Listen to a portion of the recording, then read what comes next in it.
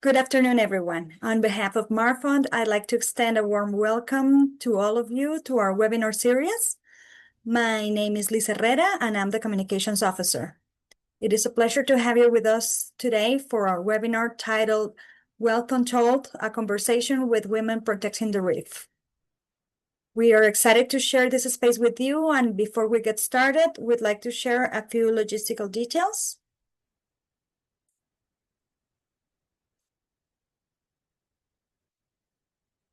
The webinar will be conducted in English, but interpretation is available. In order to access it, you need to go to the Zoom controls and click on Interpretation. Then select the language that you wish to hear. And if you prefer to listen only to the interpreted audio, make sure to click Mute Original Audio. Some basic rules of the seminar is that we want to create a respectful and engaging learning environment for everyone joining us today. And to help keep things organized, microphones and cameras will remain off throughout the session. We kindly ask you to type your full name, country, and organization in the chat box. And if you have any questions during the webinar, feel free to share them in the chat box. And for those joining via Facebook Live, you can send the questions in the comment section. At the end of the presentation, the panelists will address as many questions as possible. Finally, please note that the views shared during the webinar are those of the speakers and do not necessarily reflect the position or opinion of Marfund. If you missed any of our previous webinars, you can catch up anytime by visiting our website. And we also invite you to follow us on our social media channels to stay updated on upcoming events and news. And now it is my pleasure to introduce the filmmaker of Wealth Untold. Welcome, Eladio Arbelo, and our panelist. Eladio, the floor is yours. Thank you, Liz, and thank you to the Mar Fund for the opportunity to chat about the marine conservation stories highlighted in the documentary Wealth Untold. This is the first time that we have an expert panel with 4 of the inspiring women leaders that are featured in the film. So I'm really looking forward to moderating today's webinar. My name is Eladio Arbelo, and I'm the director of Wealth Untold. I'm here representing a small team of passionate, independent filmmakers and ocean advocates who joined forces to create this documentary. We started working in the film back in March of 2021, so we'd love to say that it's been a labor of love to get to this point. The film had its world premiere at the Belize International Film Festival last November. And that was followed by 2 nationwide television broadcasts in Belize in May of this year. And most recently, the film had its international premiere at the United Nations Ocean Conference in Nice, France, last month. I'm very happy to say that we've received overwhelmingly positive feedback so far. And I hope most of you had a chance to watch the film before this webinar. So I'll just summarize it as a cinematic experience that showcases women-led marine conservation efforts in Belize and highlights lessons learned while protecting the Mesoamerican reef and livelihoods of coastal communities. I'll ask Liz to play the official trailer of the film, which is 2 minutes long, so that we can have a common frame of reference. We are people of the reef. The world agrees that we have something unique. This is what we make our livelihood off every day. We're losing the reef, my brothers and sisters. I'm killing the reef, might as well I die too, because I make my living off the reef. There were things that were occurring within the boundaries of the World Heritage Site that were really not acceptable. We had a lot of development happening, a lot of deforestation, a lot of dredging. Everywhere that man has drilled for oil, there's been a spill.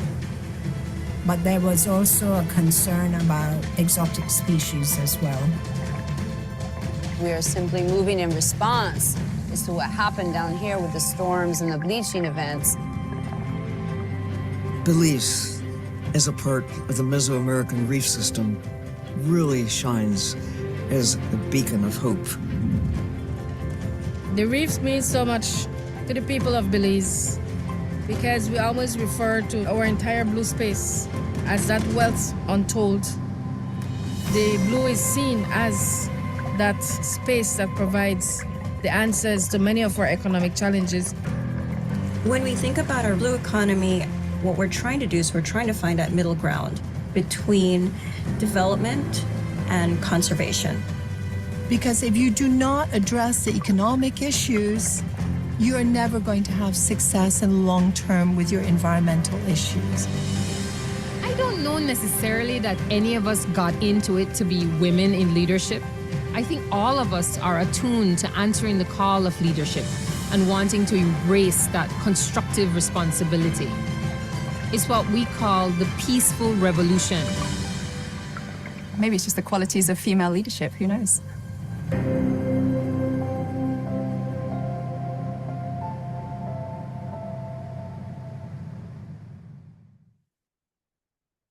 Thank you, Liz. I feel like the stream is probably optimized for the frequency range of the human voice, so that's probably why you didn't hear the music behind the trailer. But every time I see the trailer, I really get a shot of inspiration. And I hope it's the same for you. So let's start our conversation on a positive note. We have four expert panelists today. So I'll ask each panelist to please introduce yourself and your role within your organization. And as you do that, please answer this opening question. Based on your day-to-day work, what gives you hope, either in Belize or globally, for the future of our oceans and the role of women in shaping that future? We'll go in alphabetical order by last name, so we'll start with Nadia Wood. Thank you, Elardo, and good afternoon, everyone. My name is Nadia Wood, of course, and I work for the World Wildlife Fund Mesoamerica as a Senior Program Officer, working in the nexus of marine science, marine conservation, and climate change adaptation. Among my role, too, is I also function as the country representative for WWF in Belize.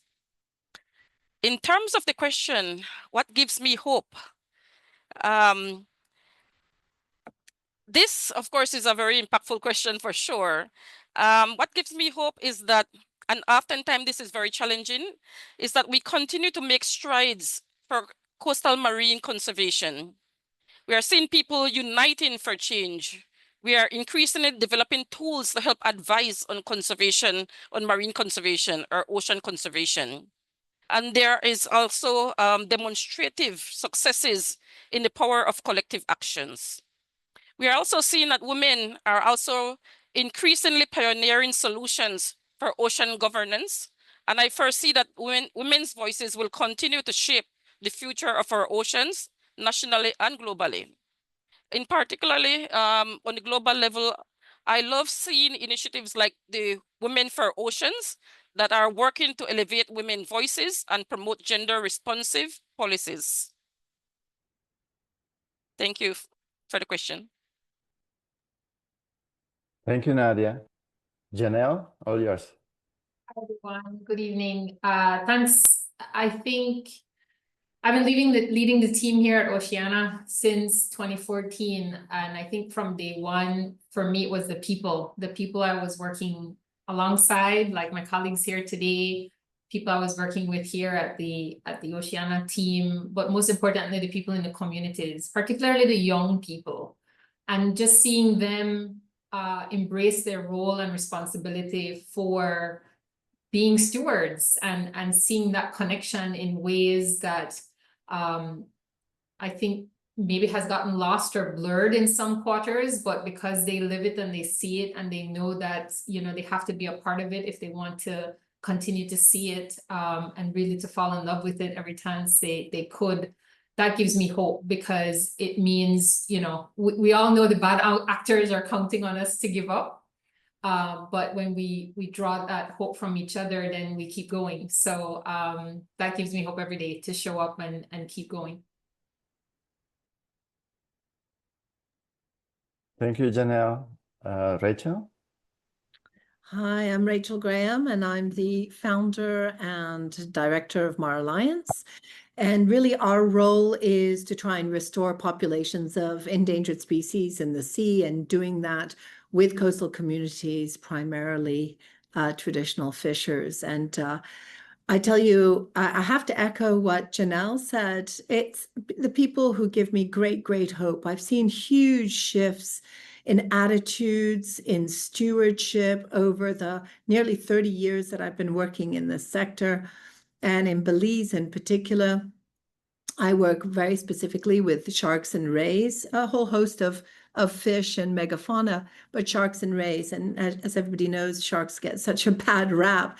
But we've seen this huge shift in attitude, especially in Belize, towards sharks, where before it was a dead shark is a good shark, and now it's, you know, this we shark, and we want to keep them safe, and we want to protect them. And with that, a whole next generation of people coming up and really wanting to steward these marine wildlife. And that gives me massive hope for the future for these animals and for the habitats that they require to thrive. Thank you, Rachel. And Melanie? Hi, everyone. I'm Melanie McField, the founder and director of Healthy Reefs for Healthy People. So yeah, I was thinking about this earlier, and I came up with people also. This is kind of sad. It's like none of us have hope in the ecosystem, but we have hope in the people. But my angle on it was just thinking about the size and the professionalism of the workforce.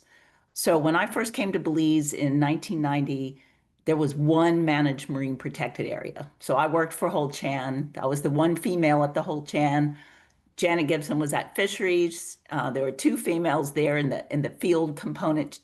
You know, it's grown. So the role of women, like from, I think there was probably 25 total people and 3 or 4 women in 1990 in the professional, like marine conservation workforce.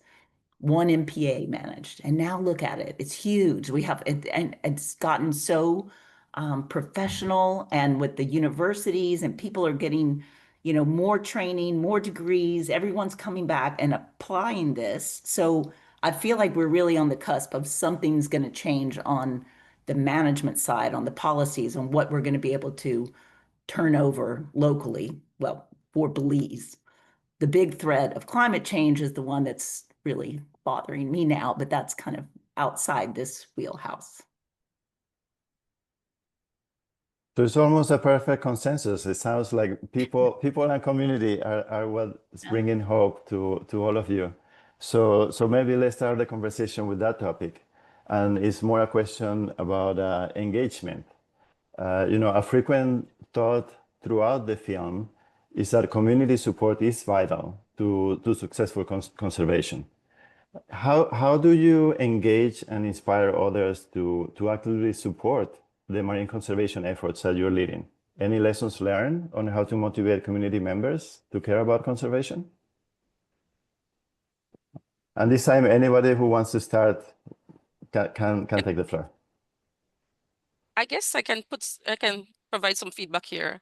I think for me, to inspire and engage others in marine conservation, we need to focus on education, hands-on experience, and personal connections.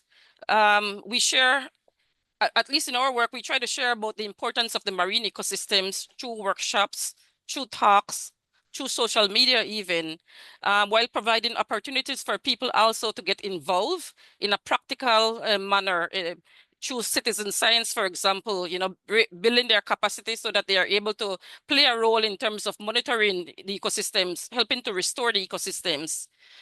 So from that would be my take on it. In terms of how to motivate, I think to effectively motivate community members, for example, we need to be able to show, you know, the critical role that this ecosystem plays in their daily life. It's crucial to engage them through inclusive participation processes, empower empower them, and also show how culturally relevant you know, certain approaches can be that they can participate in or provide their interventions. I think there's also a need to focus on building strong partnerships, fostering open communications, and addressing potential conflicts proactively. Ultimately, conservation efforts are most successful when local communities feel a sense of ownership and can see the tangible benefits from their involvement? I think along the same lines, it's about earning trust and not expecting to start out with that. I think we have to concede there's been bad experiences, and people have the right to be jaded or to be nervous. So I know coming into the space, it was very important to make sure people felt that we were doing the work, not because it's a job, but because, it's your passion and you're committed and you're serious and you're going to show up and you're going to go over and beyond. And just since, Belizeans are very attuned to BS, right? So they see you coming a mile away and they know if you're serious or not. So I think that was the first big step. And then recognizing, their value to the equation, as Nadia called out, it's, they might not know the scientific terms, but they have the wealth of knowledge. They know, certain metrics, and they can connect the dots in ways that are, that feed into their way of life or to their reality. And I think that's been critical in just making sure people know you're in it for the long haul. I remember once someone shared, if people think you're on a project, they know the project ends. But if you recognize that if it's recognition that this is bread and butter, this is livelihood, this is every day, then it's showing up every day, and it's being there, being present and connecting with people. And I think once you have that connection, the rest of it kind of lends very easily for you to move forward and to play into that inclusivity, that diverse perspective, that reporting back, something as minor as that, of getting the data, getting the science, but then also going back and reporting back to the community and just respecting their right to know, their curiosity, attributing, ownership to them, has been, I think, salient in making sure that it's a relationship. And like relationships, you have to work every day, but it can be really, really fulfilling if you develop an authentic relationship. I completely agree with what both Janelle and Nadia have said. I think a lot of it starts with listening and just really listening hard about what needs are and approaches and traditional knowledge. Because as Janelle mentioned, and like I love to tell people, so many of the wonderful people I've had the privilege of working with at sea have PhDs of the sea. And so bringing that traditional knowledge to play to try and co-create solutions to issues that have been identified in the community or nationally and that may actually impact the community further down the line is absolutely key and essential.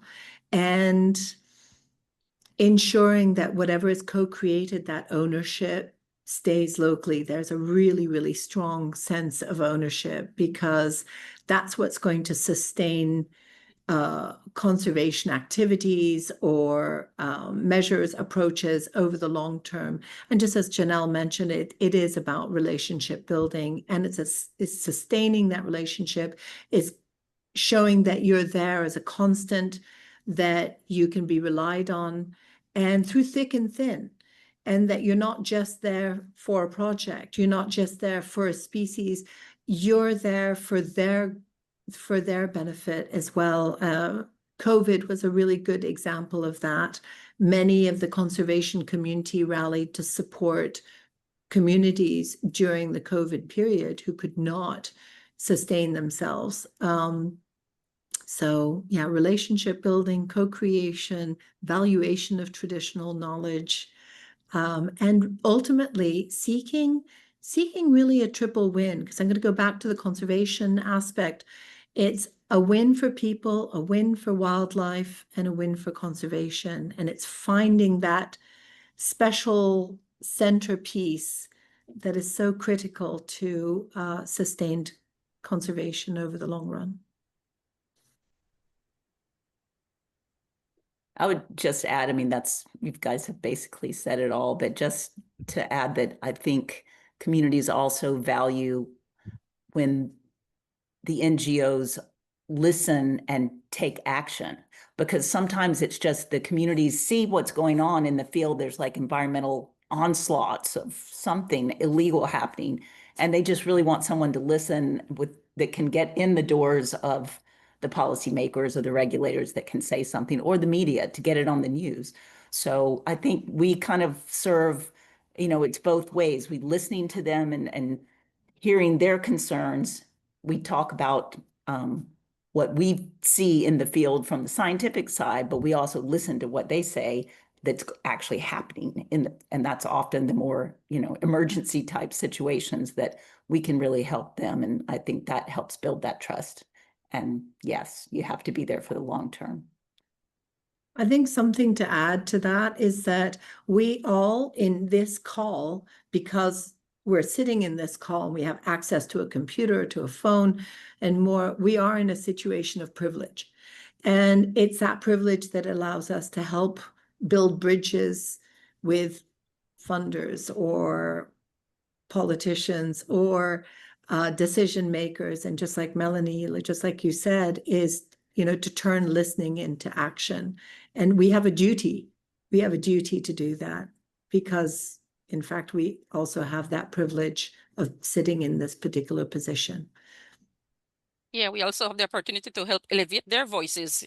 As you guys have said, we are in a critical position where we are working across scales, working at local, trying to influence policies at the national level. So we have a good opportunity to be able to make sure that we elevate, the concerns of local communities and local stakeholders at the upper level when it comes to those, policy decision-making processes as well. And maybe that's a quality that women have, maybe a little bit more than our gender partners, and the recognition of things like privilege or our ability to convene people or to act as a bridge.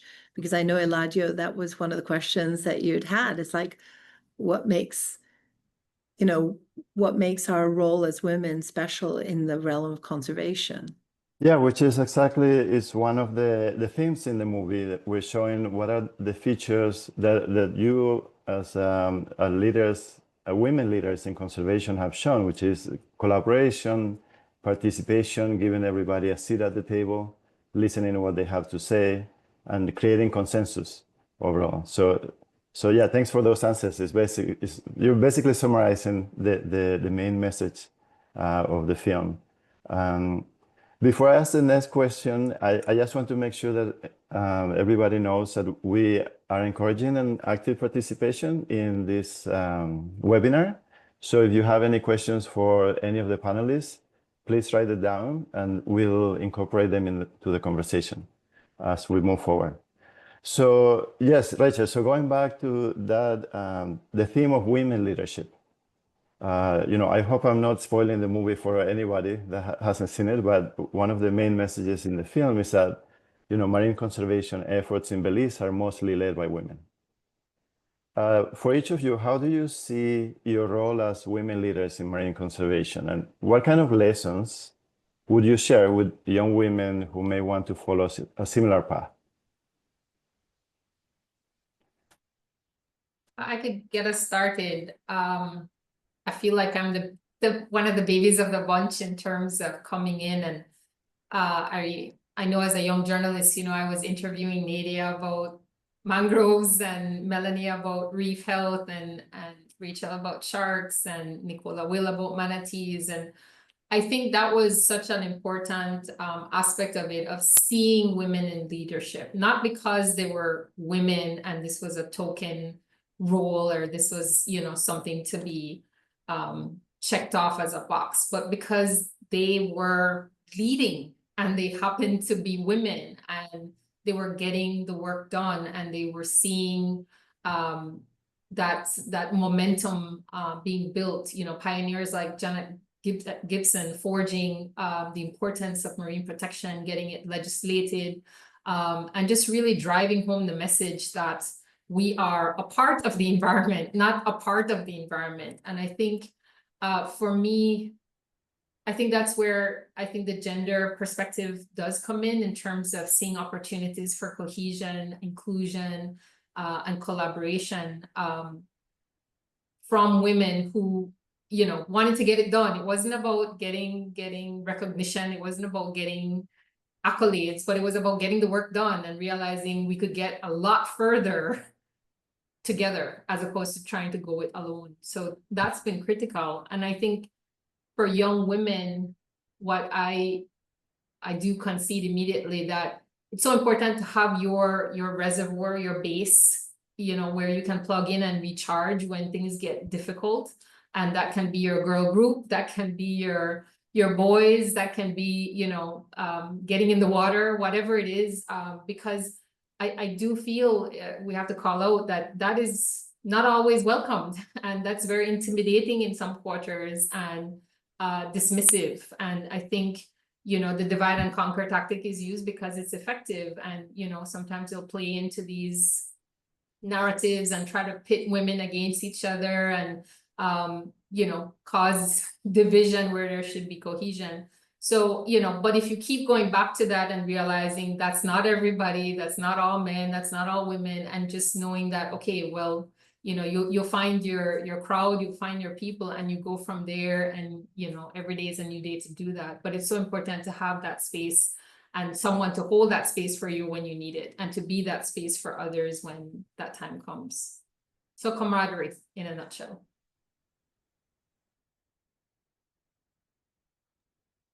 I would add to that. Sorry, I would just say, adding to that, just collaboration, because it's like, to me, that I never thought about it. You know, I never thought about, you know, being one of the early women in this field in Belize, that other people were looking at me as a potential role. It never crossed my mind, because I guess I just don't think about gender that much. I'm just, you know, so focused on what I'm doing.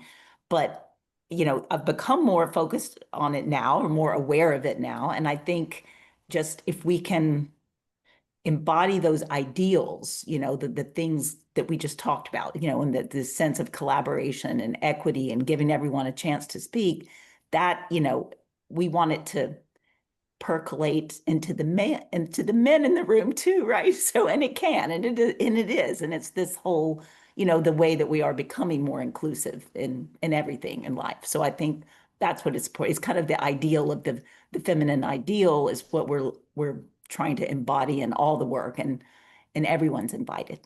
So I was just going to say that it's interesting working in the fishing sector, and especially working with species like sharks, very male-dominated field. And when I started, it was nothing but men. I'd be the only woman in a panga full of men, and men couldn't believe that I'd be getting in the water with a bunch of sharks, or I'd be handling sharks and all the rest. And in a way, became a bit of an honorary man. That's how my mom would talk about when she worked in parts of Africa and the Middle East, is that you're not necessarily seen exactly as a woman. And it's funny, I just want to recount this story because I was working with a lot of fishers from Monkey River, and the women always eyed me with great suspicion there. And it's like, what are you? You're not a woman, you're not a man, what are you? Until I fell pregnant for the first time. And then it was like, oh, you are a woman. So it's really interesting to see how, if you're in a very male-dominated world, how you are perceived. And what brings me great joy is to see how many women are in this field of working with fish, fisheries, sharks, rays, etc., and don't necessarily have to be identified as a woman after getting pregnant. So that's a really, really nice change. And I've just seen this sector explode, and it's, as Melanie and Janelle have said, the camaraderie has been absolutely fantastic, and all of us are networked. We WhatsApp each other, and hey, did you see this? And look at this opportunity, and I've got this kind of situation arising. How would you maybe deal with this? And you need that support network, because conservation is very difficult. especially now with climate change and more, it's difficult. Doesn't matter whether you're a woman or a man, it is more difficult as a woman. We can talk about some of the aspects of that, but conservation is very difficult. And so you need to build yourself those networks of support.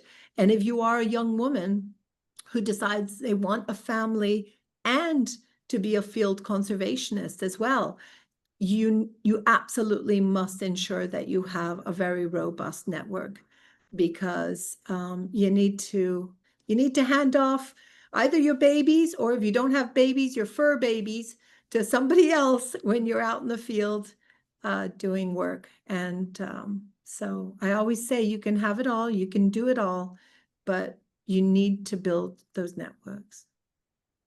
Yeah. Yeah, I would like to echo the same. I think collaboration is key. We tend to be good planners.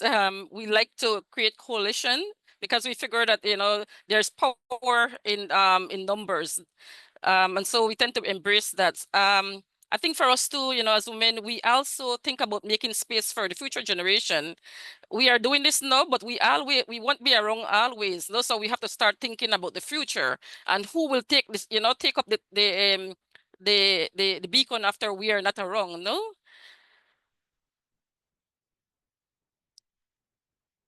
That's very important. And you know, I love how all the work that you have done in conservation comes across with the communities that you have worked together, and how you're building that consensus.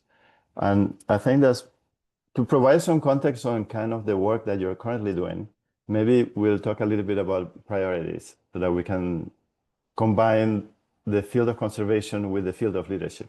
So in terms of priorities, you know, in the film we saw the projects that you have worked on and the successes and challenges you've faced. Looking into the work that you are currently leading, what urgent changes do you believe are needed to protect the future of the reef and the coastal communities in Belize and across the Mesoamerican reef region? If I may start, I just want to say we need to find a way. We need to find a winnable win-win solution for people and fish. We need to protect our fish, and that will very likely mean that we need to find more ways of reducing fishing pressure, because right now our fish stocks are collapsing throughout the Mesoamerican reef, if not are practically collapsed. And if we want to ensure food security across multiple countries, I would say that that is one of the first and foremost priorities. They will also ensure that there's resilience in habitats if they have strong populations, strong fish populations. So that's, from my perspective, a key priority and of our work as well.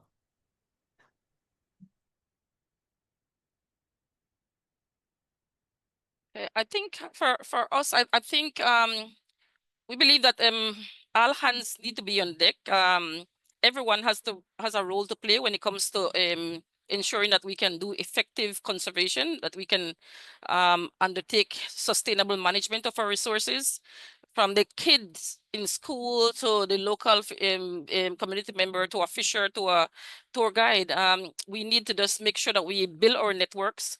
We are able to come together and try to plan and network so that we are able to address the pressing threats. You know, I keep on going back to the fact that, you know, there is power in numbers, no? So we need to do that. We also need to make sure that we are doing the science, continue to do the science to address the key threats that comes, because things are changing with time. We continue to have expanded threats, new threats. We have the big elephant in the room, climate change, that we have to think about how we can work to try and address these issues at the local level. You know, even though the problem is coming from at the international level from the polluters, no. But I think we all have a role to play, and coming together, creating networks, creating coalition is key. And I would follow on that, because that was going to be my kind of new priority or a new focus to really, you know, the climate the climate stress. I mean, what we saw on the reef in 2023 and 2024 is just, you know, we just hit that 1.2 degrees Celsius above pre-industrial temperature. That's what, you know, all the science had said. That's kind of like this tipping point threshold, and look what happened the minute we hit it.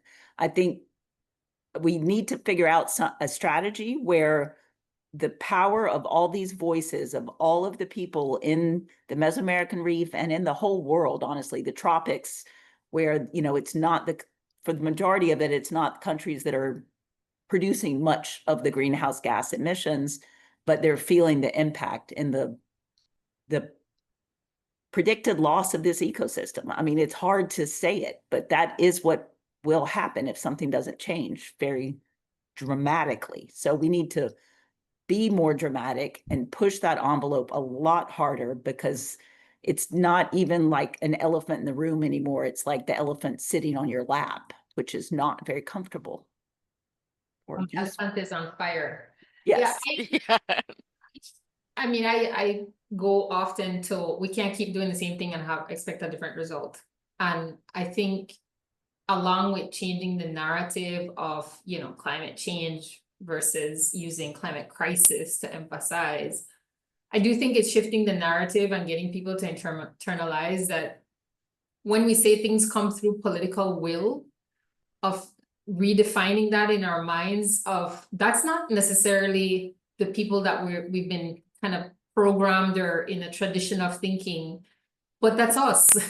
Like the people in power is literally the people. And we have said, you know, people powered legislation, people powered movement, because we're on the front lines, you know, we feel the heat, we go harder, go further, go deeper, and it gets smaller. We, you know, have to manage all of these everyday realities. And if we've been expecting others to do it, I am hopeful that by, as someone said earlier, being dramatic, that we will see, okay, well, because we are the ones we've been waiting for. Like if they're no we, then the who. And I think that's been so important to stress at a very high level. Like, we need to do this. Nobody's gonna come and save us. Nobody's gonna sweep in and be like, okay, I got this, and you just sit there and be quiet. Like, that's not it. And I think, you know, going back to my first answer, that's really what gives you hope, because you see people showing up, whether it's to take out sarcasm, you see people pushing the hard conversation about tough choices. But hey, we still have some choices. You know, if we keep going down this road that we're on, we might not have any choices. And I think that's so critical. And as someone said earlier, it's also that, you know, when they're attacking science, or they're attacking advocates, or they're pushing back against human rights to these things, or not seeing environmental rights as human rights, it's also about calling out who those players are, because that's not helping us. Like, that gets us nowhere, except, you know, where we already know the science is telling us we're going to go. So it's also about belling those cats and making sure that the greater majority that, you know, traditionally has been silent but powerful. I like to think of it as a sleeping giant, that when we wake up and say, okay, that today, and we're going to get this done, we got it done. And we've seen that with big pushes and coalitions to get, you know, things like the offshore oil moratorium in. And it's really, I think at the heart of it, it shows that it will come down to us. And we know that certain people only care about numbers. So when you show up with the numbers, then that's what we need to do. But it's clocking and making sure we know, okay, this is what we have to come with, and we get it done, and we move on. So that's a challenge, and the struggle is real, but we can do it together. I think, if I may add, I think we need to work on two fronts.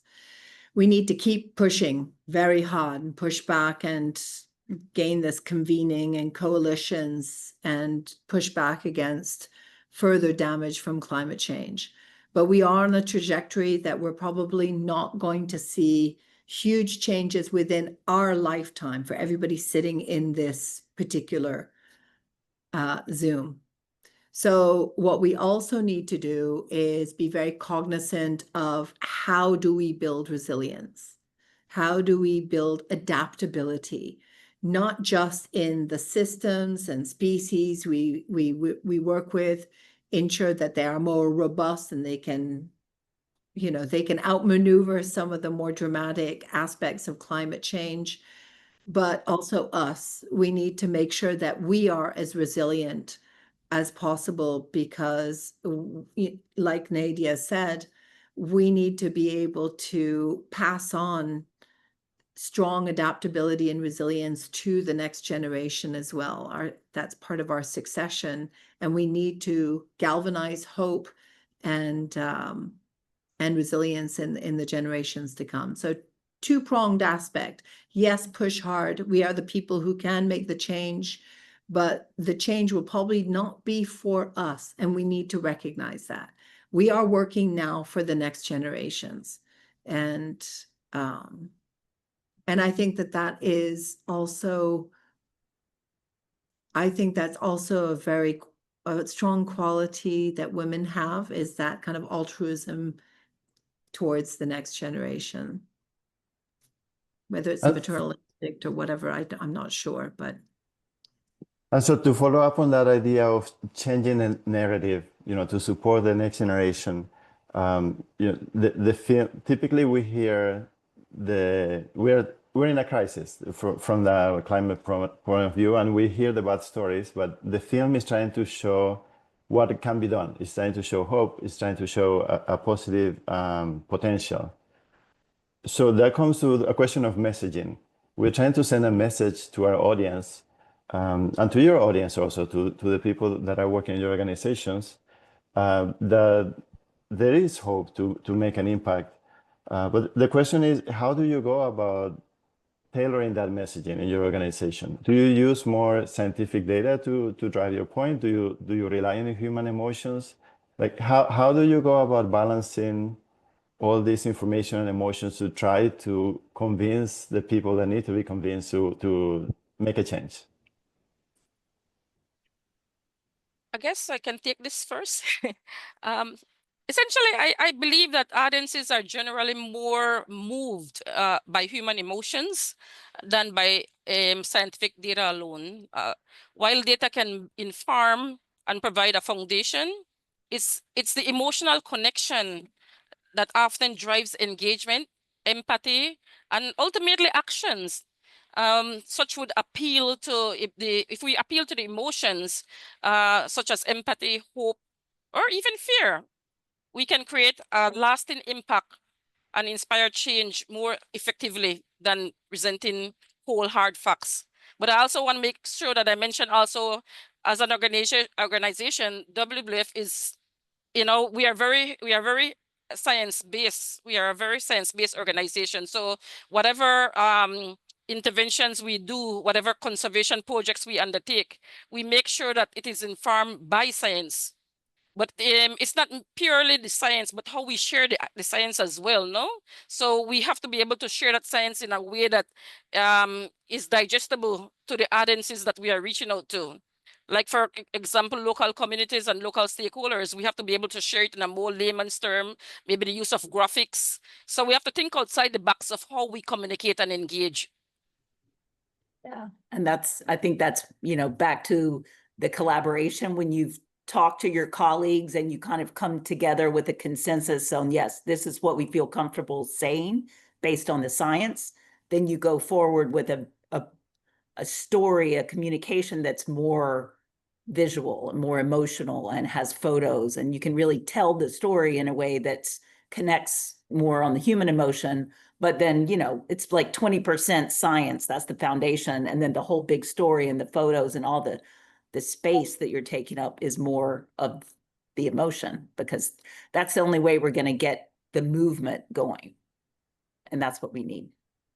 I align with that as well, because I think, as I said, if we frame things as reflecting what's there, I know with our messaging, even around, you know, destructive fishing gear, it was so important that this was something that the fishers were calling for. And as we said earlier, you know, it's amplifying their call based on what they're seeing, what they're experiencing, and then saying, okay, how do we give you the space to show that you're advocating for this because it's important to your livelihood, because it's important to your reality and your generational responsibility to make sure your children will know what a great catch is, or, you know, to have that experience of getting into the water and feeling like you're in an aquarium.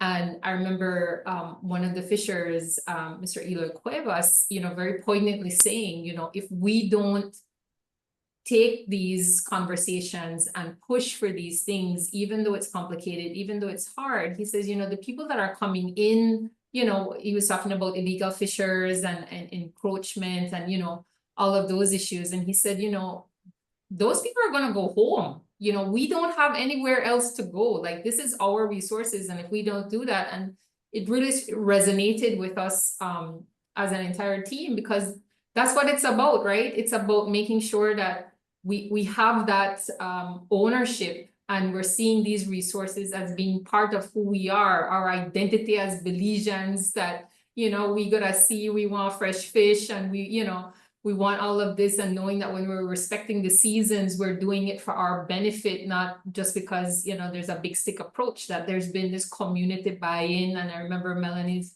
the lead campaign there about, you know, real men use their hands, you know, really playing into the dynamics of this is who we are. Like, we want to be, you know, this way, and we can't stay this way, but there's, you know, little behavior adjustments, and we know that's super hard. But at the end of the day, if we're reflecting, like, we want to continue to be proud and say we are, you know, Belize is home to the second longest barrier reef in the world, and say that with pride and ownership, and that's our thing, then we have to live up to that, and we have to show up for that. And if we love it, we'll protect it, and I think that's been at the core of our messaging of this is who we are. And if we don't have this, who can we say we are, or who can we know that we are? So that's really at the heart of it. I was just going to add so many amazing, beautiful stories coming out of the whole process of getting nets out of our seas, that was really beautifully led by Janelle and the Coalition for Sustainable Fisheries, of which I'm really pleased that Marlines was a part. But it's interesting how stories woven around a particular animal or a particular person. You mentioned Eloy Cuevas, incredible patriarch fisher who's just seen the changes on the reef forever, who his traditional knowledge was one of the main catalysts for creation of whale shark research and tourism in southern Belize. But bringing it back to a singular animal, I just want to mention it. I don't know if folks here know about Peggy the turtle. We work a lot with sharks and rays and finfish, but there was one point when all of a sudden this turtle that we had happened to satellite tag, and here comes in the science, and we tagged them all together with several fishers, several of whom used to fish turtle actually, and they released Peggy, and Peggy was a loggerhead. Or is a loggerhead. We don't know if she's still going, stayed in Belize and was just chomping away and foraging. And all of a sudden she made a beeline to Mexico. And I went, wait a second, what's going on here? And before you knew it, she was going on this incredible adventure to 5 different countries, multiple states in the US. And then what we were doing was messaging. I was putting in little messages in Instagram and Creole and all the rest. And before you knew it, Peggy had become a sensation. And people all of a sudden started caring about turtles and what are turtles doing and why should we care about turtles? And then that brings on all kinds of other questions about, well, where are turtles nesting? Oh, there's a problem with their coastline, and that nests are getting washed away because of eroding coastlines, and so much more, to the point where anybody would see, for example, our logo, and they would ask, what's going on with Peggy the turtle?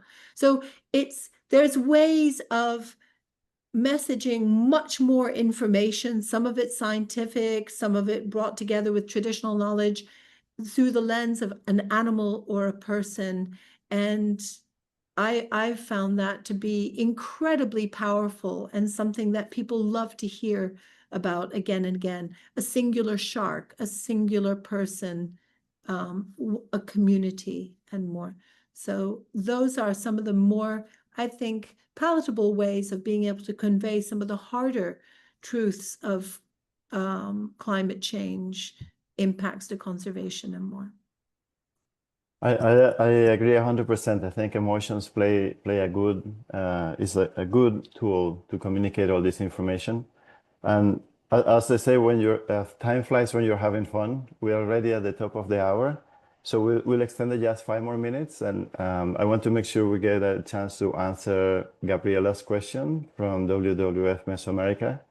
Gabriella's asking, from your experience working as a network of NGOs in marine conservation in Belize, how are you dealing with the conflicts of governance and pressure for the use of land outside the marine protected area?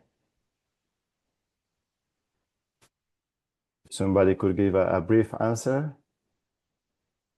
I'll make a friendly amendment and say it's within as well, because I know right now we have a live conversation happening in Ambergris Key, our #1 tourism destination, with a proposed development within the conservation zone of an MPA, one of the composite sites that make up our UNESCO World Heritage Site. So it's hard. It's hard to deal with it, but I think, you know, speaking for myself, it's so important that, yes, I ascribe to, you know, if there's an opportunity to strike a middle ground, or as someone said earlier, balance. But it's really sometimes as straightforward as we just have to say no sometimes, or we just have to pick where we're going to sacrifice and what we're going to determine as sacred and leave intact. Because this sense that we can do both these things in the same locations at the same time, I think we've already recognized, the science has already verified we can't do certain things in some of these locations, no matter how, you know, many jobs, no matter how great it's going to be for the economy. And I keep putting quotes because, you know, a lot of this is just stated. There's no proof, there's no background behind that, and we know it doesn't make sense in terms of stewardship. Melanie can speak directly to, you know, what happened at Pelican Keys years ago, and now that seems to pale in comparison to some of the things that we're still having to mitigate. So I think you know, in terms of what we're seeing as the climate crisis is continuing to amplify these things, the long list of challenges, it's also recognizing that there are more tools in the toolbox in terms of governance, in terms of our binding legal treaties that we're committing to, you know, what we're pushing for in terms of leadership in the blue space, and making sure that, you know, it reconciles across the board, whether we're here at home or on the international stage, and just making sure that there is that consistency. So while there is that need for balance and not always framing it as an either or, but really underscoring at every juncture that our environment, natural, marine, terrestrial, underpins our economy. Someone reminded me today, 46% of our tourism products, 46% is reliant on our natural resources. That's what's bringing people to Belize. But if we don't have those resources, what does that do to 46% of our economy? Nadia can tell you 60% of our people live on the coastline. They depend on that coastal integrity.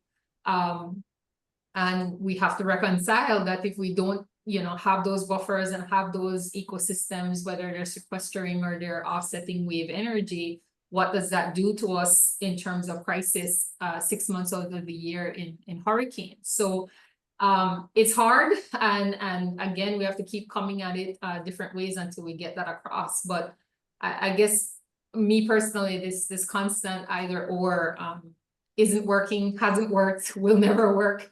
But it's more important for us to be talking to each other about how we're having that hard conversation of where we're going to develop, how we're going to develop, and then sticking to that, having that plan. I know the Marine Spatial Plan is in force right now and play right now, and just making sure we're committing to it because we see the big picture. Without it, then we're really cutting off our nose to spite our face. Yeah, we can kill the golden goose for any perceived short-term gains, no? But we also can't be afraid that some people won't be happy with what happens. So, 1000%. in that, everyone doesn't win in that particular kind of situation. It's, you have a plan, it's not fully legalized or enforced, but there's one developer wasn't part of the planning process, wasn't even around, whatever, bought his island, wants to do his thing.